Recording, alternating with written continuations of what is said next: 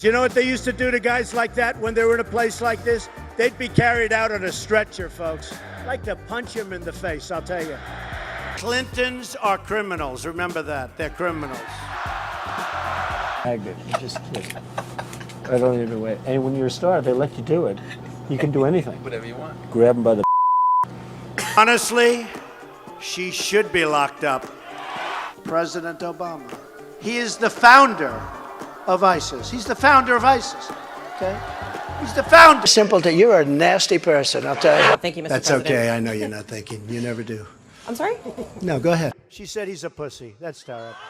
In Springfield, they're eating the dogs, the people that came in. They're eating the cats. They're eating the pets of the people that live there. And this is what's happening in our country. Dear United States of America. Are you insane? No, really. The election of the next president of the biggest nation is around the corner. Among unfathomable unrests in the world, sadly, on one side, you have a Republican in his late 70s, one who has never seemed more unfit in my opinion and whose reputation is plastered with accusations of criminal activities, frauds, breaching contracts, allegedly manipulating votes, etc.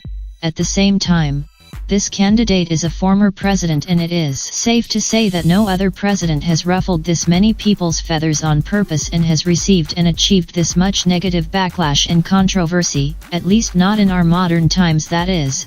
He is a person who, in speech, recklessly and mercilessly disrespected women, minorities, and his competitors. I am really not the most educated one when it comes to politics, but there is no doubt that this guy has been up to no good for the longest time, and he is the same guy who admitted during the official presidential debate in September, only 2 months ahead of the election, that he and his team have not even made official plans yet for when he is back in the White House. If that doesn't speak volumes to you, I don't know what does. Like, honestly, are we at the prom queen election here? Is this election nothing but a popularity contest anymore, is what I am asking? No, really. It seems like this person is only doing whatever he does in favor of his reputation, not for the well-being of the citizens of America and the rest of the world. With that being said, on the other side of the voting booth, we meet a Democrat in a way more vital and fit time of her lifespan, one who approaches every meeting, every interview, and every appearance with a smile and kindness. She is relatable, friendly, wise. She is for the people and had a tough upbringing like most of us. Not just that, the female Democrat candidate is a person of color, and as we all know, people of color had a history of hardships caused by white folks, especially middle-aged white men. Another reason why she knows exactly what is going on in the lives of many, no matter which walks of life they come from or hardships they may go through. Just another reason that makes her very sympathetic. And on top of it all, she has a clean slate for all I know and brings more than enough experience with her. As the current vice president, now again, dear United States of America. Are you insane?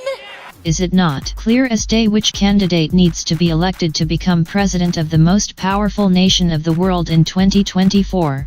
Do you folks honestly believe that Donald Trump gives a sheesh about you? Because he doesn't, and I am very certain that he only does what he does to win.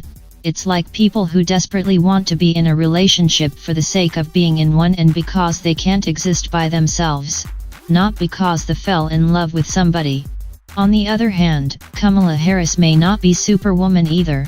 I am very sure that she will make mistakes as president, but that is okay. After all, she too is human, but a human who has been outspoken from day one about her humanitarian and social views and beliefs.